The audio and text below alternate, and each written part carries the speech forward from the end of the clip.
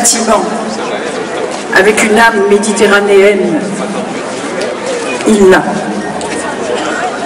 Ce challenge qui n'était pas facile a été relevé avec talent. Soyez-en remerciés. J'associe à mes félicitations toutes les entreprises qui, durant de longs mois, se sont succédées sur cet imposant chantier. Vous pouvez être fiers du travail que vous avez accompli pour les Montpelliérains.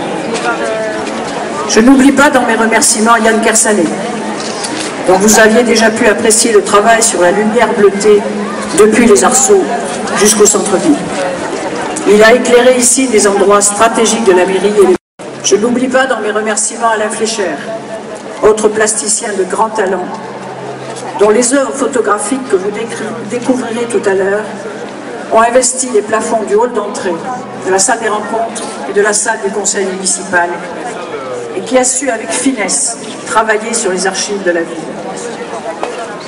Cet hôtel de ville, désormais, il va falloir vous l'approprier, le faire vivre, le faire connaître à l'échelle de notre aire métropolitaine d'abord, et bien au-delà, très rapidement.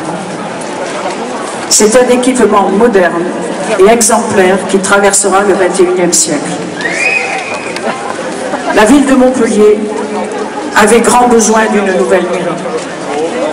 Nous avons changé de siècle, mais nous n'avions pas un équipement à la hauteur de l'ambition d'une capitale régionale.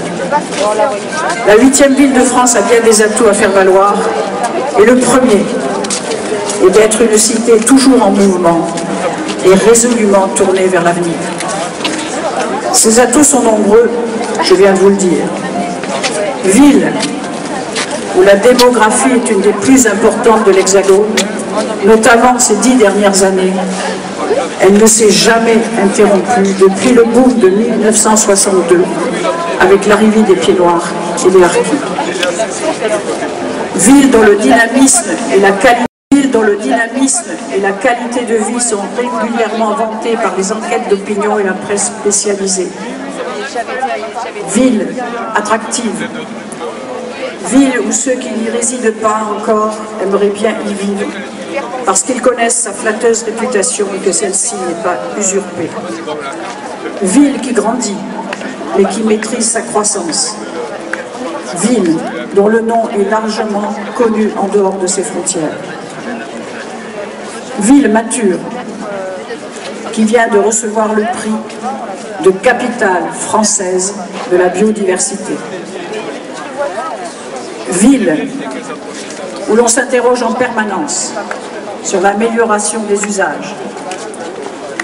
Ville détentrice de la certification Qualiville.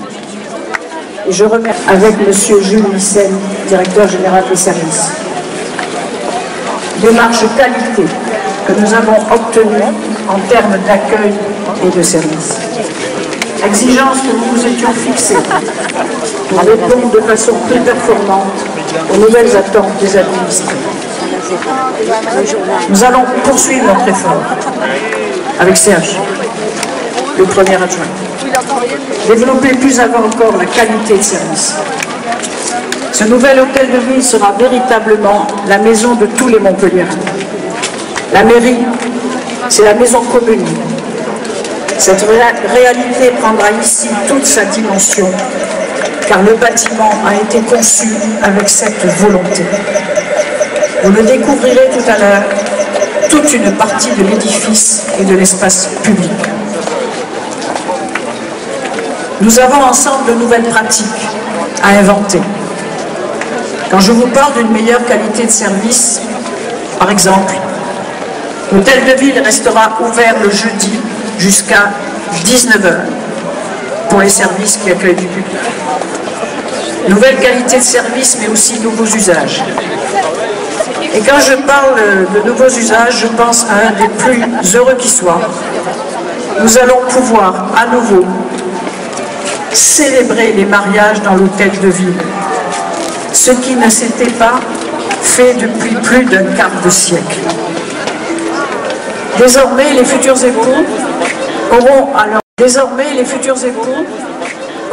leur disposition une salle des mariages avec de larges baies vitrées, toutes blanches, jusque dans le mobilier, qui donnent sur une grande terrasse et sur le parc. Les premiers mariages y seront célébrés le 19 novembre. Savez-vous qu'aujourd'hui, pour la 3e fois en France, un maire, celui de Cabestany dans les Pyrénées-Orientales, va procéder à un mariage homosexuel? Je souhaite, comme beaucoup de Français, que la loi évolue et ainsi un jour être à Montpellier le premier maire à marier dans ce nouvel hôtel de ville 2 personnes du même sexe et ce de façon enfin officielle.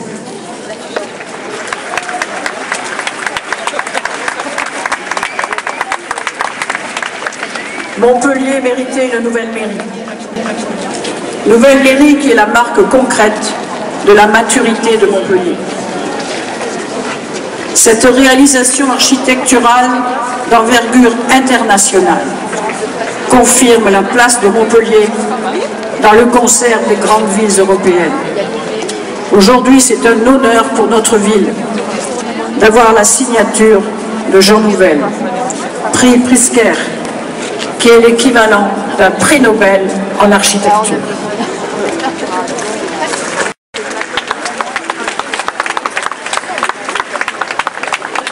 Ce bâtiment de 8 étages, voisin de notre fleuve, le Lez, est à considérer dans sa globalité.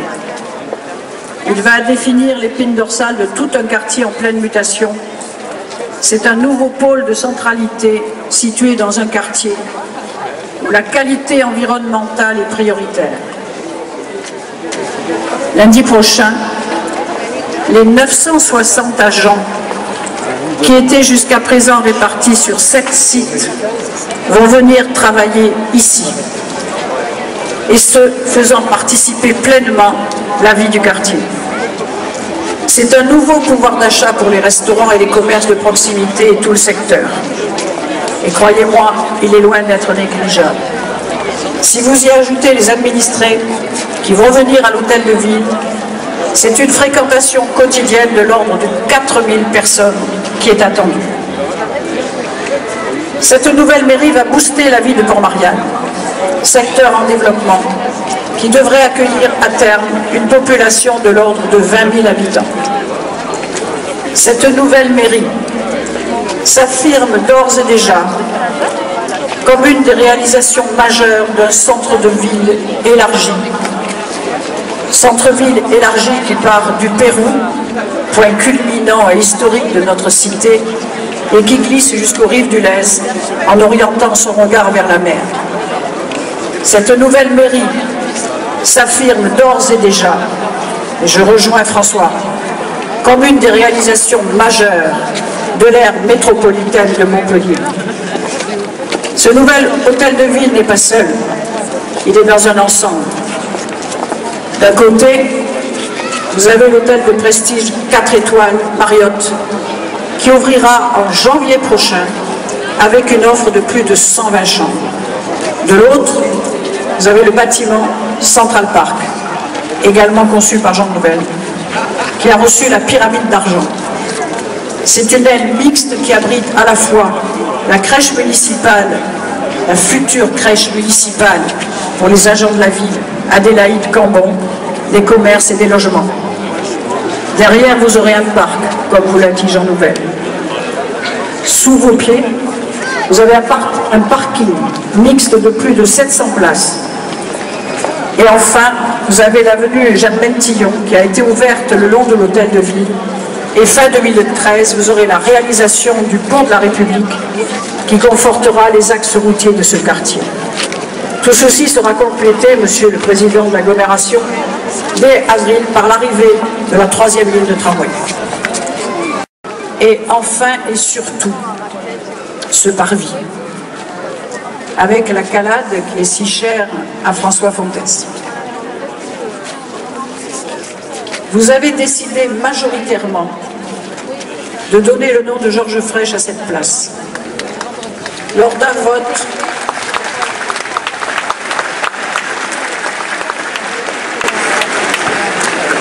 lors d'un vote organisé sur le site internet de la ville de Montpellier il y a quelques mois. Ainsi, la nouvelle mairie aura pour adresse postale le nom de celui qui en a été le premier magistrat pendant 27 ans et qui aurait été si fier d'être parmi nous aujourd'hui pour voir cet équipement terminé.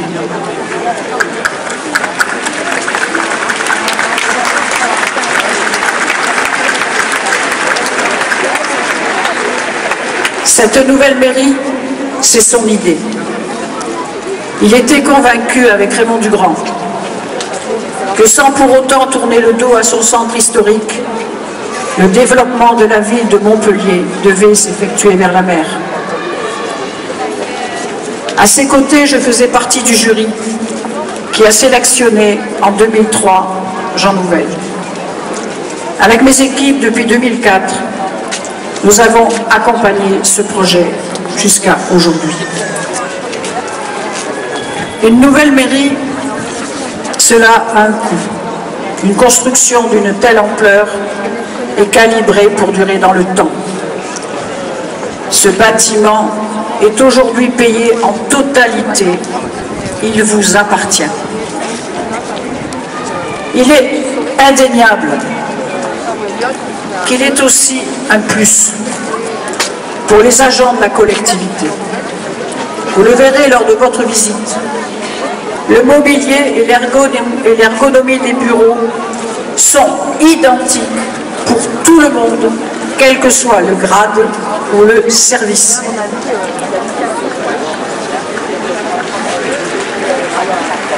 Ce sont ces aspects de confort et d'égalité auxquels nous tenions beaucoup et que les agents, je le sais, ont apprécié. J'ai souhaité que cette inauguration soit un temps fort pour tous les Montpelliérains. Ce bâtiment a suscité beaucoup de curiosité et des milliers de personnes sont aujourd'hui impatientes de le visiter après l'avoir vu grandir. C'est une première appropriation et elle est essentielle. Je le répète, les Montpelliérains sont ici, chez eux. Comme souvent en Méditerranée, vous découvrirez la beauté interne de ce bâtiment. Vous découvrirez le principe même du patio, autour duquel tous les regards sont tournés. Après cette inauguration, je vous invite à aller découvrir votre troisième ZAD. Durant 3 jours, vous pourrez apprécier une série de spectacles et de surprises urbaines dans l'espace public pour explorer la ville autrement et ce quartier en particulier. Laissez-vous séduire, laissez-vous emporter par les artistes qui, de façon insolite, vous donneront leur propre lecture de cette nouvelle mairie et de son environnement. Ils mettront en lumière des facettes acrobatiques, spectaculaires et des séquences poétiques comme celle de hier soir. Et nous en aurons du reste un aperçu dans quelques instants. Vendredi dernier à 17 h, j'ai fermé les portes de l'ancien hôtel de ville. Lundi matin à 8h30, j'ouvrirai celle de cette nouvelle mairie. Je ne doute pas une seconde que du fait que par nécessité ou par curiosité, les Montpelliérains viendront rapidement découvrir ce magnifique bâtiment. Je veux vous dire ce matin combien je suis honoré d'inaugurer avec vous ce nouvel hôtel de ville. Parce que cette mairie du XXIe siècle est une porte ouverte sur la ville de demain. Parce que cette matinée est placée sous l'égide de cette devise républicaine qui doit continuer à guider notre action. Notre action qui doit être aussi la vôtre. Dans un monde devenu de plus en plus complexe, les repères humanistes